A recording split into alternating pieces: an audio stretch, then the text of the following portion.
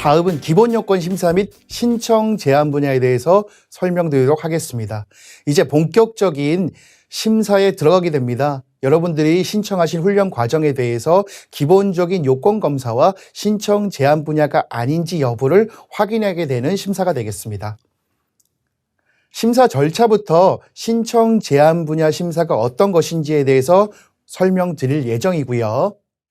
통합심사 신청을 하시게 되면 수정 보완을 거쳐서 신청 완료가 되시게 된 다음에 바로 직종 분류 검토를 실시하게 됩니다. 그리고 기본 요건 심사와 훈련 과정 적합성 심사인 세 가지 심사를 거쳐 마지막으로 훈련비 심사 대상에 대해서 훈련비 심사를 거친 후에 최종 적합 여부를 거치게 됩니다.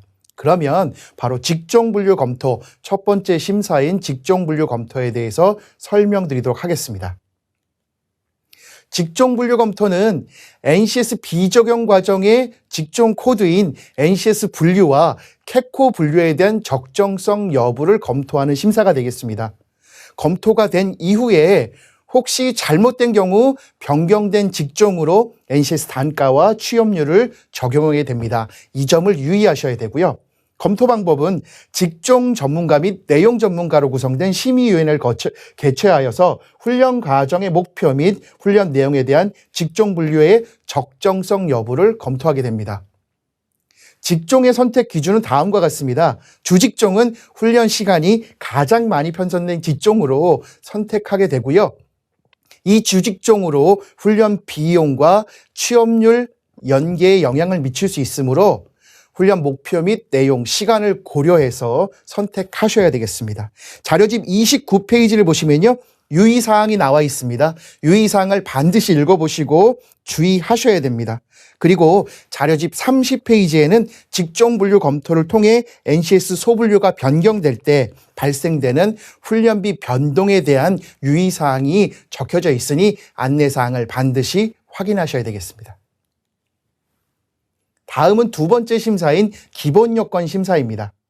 기본 요건 심사에 대해서 말씀드리도록 하겠습니다. 기본 요건 심사는 총 3가지를 검토하게 됩니다. 첫 번째, 훈련 기간의 신청 자격이 갖추어졌는지를 확인하게 되고요. 두 번째, 과정 편성의 기본 요건들을 확인합니다. 마지막으로 세 번째는 NCS 적용 필수 기준을 갖췄는지를 검토하게 됩니다. 이 3가지 중에 한 가지라도 부적합을 받는다면 최종 부적합이 되심을 염두에 두셔야 되겠고요. 기본 요건 심사에서 부적합을 받는 경우 과정 적정성 심사로 넘어가지 못하기 때문에 열심히 과정을 편성하고도 과정 심사를 받지 못하는 경우가 생길 수 있습니다. 이 기본 요건을 반드시 지켜주셔야 되겠습니다. 첫 번째 훈련 기간의 신청 자격입니다. 자료집 32페이지에 나와 있고요. 실시 가능 직종으로 승인을 받은 직종에 대해서만 신청이 가능합니다. 표 3번을 보시면 실시 가능 직종의 지정시설 유형들이 나와 있습니다. 예를 들면 사업주 또는 사업주 단체 시설은 사업주 위탁 훈련만 가능합니다. 만약에 실업자 훈련이나 재직자 계좌제 훈련을 신청하셨다면 실시가 불가능하게 됩니다.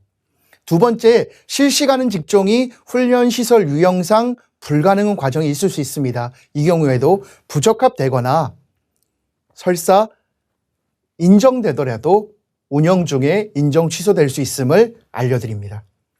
행정처분 내용들을 반영하게 되는데요. 행정처분 내역은 통합심사 결과 공고 전일까지를 기준으로 해서 저희가 확인하게 되고요. 제한기간이 만료되지 않은 경우에는 최종 선정에서 제외됨을 다시 한번 강조드립니다. 두 번째, 과정 편성의 기본 요건입니다. 자료집 33페이지를 확인해 주시기 바랍니다.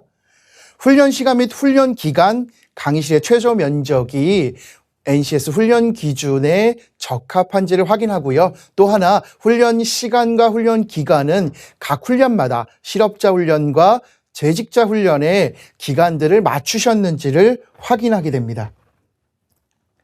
페이지 33페이지 하단에 정리된 과정 편성 기본 요건 검토에 관련된 표는 확인해 주셔야 되겠습니다. 세 번째로 NCS 적용 필수 기준입니다.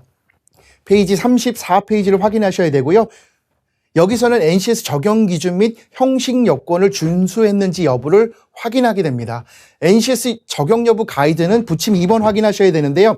특히 여기서의 NCS 훈련 기준은 심평원 사이트인 ksqa.oa.kr에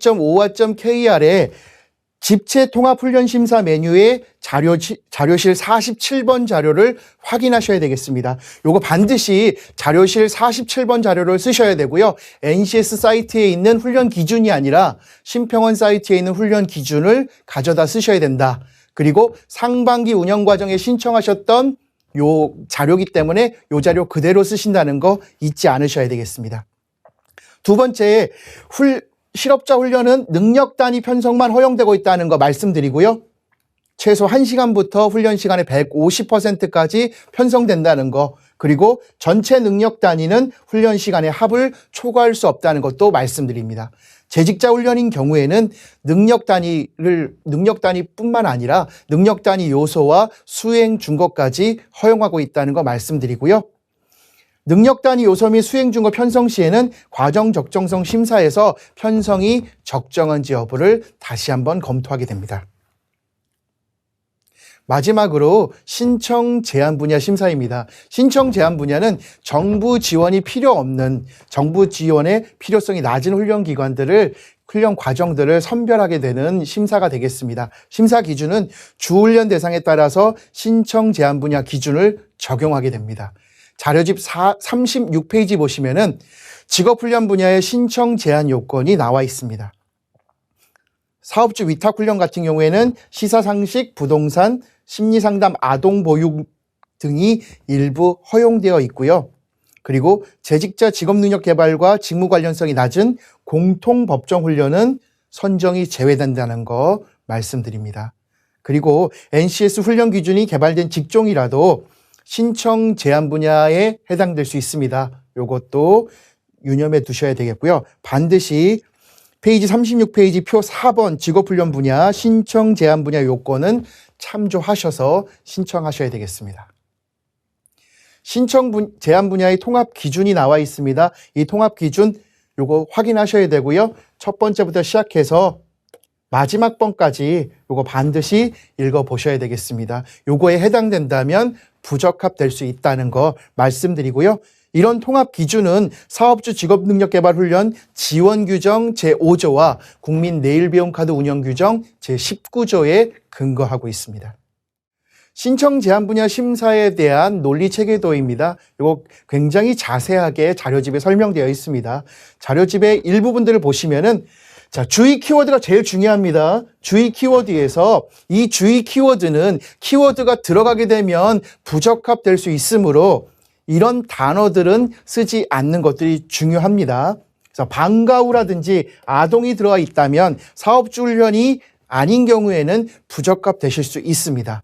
이런 분야들은 교육 및 보육 분야는 전문적인 지식을 기초로 하기 때문에 직업훈련 적용이 어렵기 때문에 저희가 신청 제한 분야로 선정되어 있고요.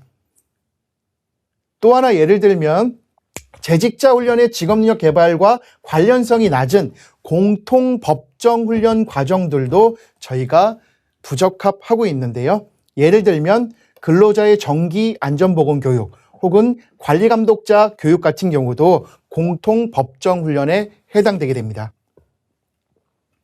그리고 직무와 무관한 법정 훈련들을 예시가 자세히 들어져 있습니다. 이것도 한번 봐주시고요. 특별히 객관적으로 증명된 경우에 대해서만 대상 한정을 걸어서 저희가 인정하고 있습니다. 예외적으로 인정하고 있기 때문에 대부분 부적합될 수 있음을 확인하셔야 되겠습니다.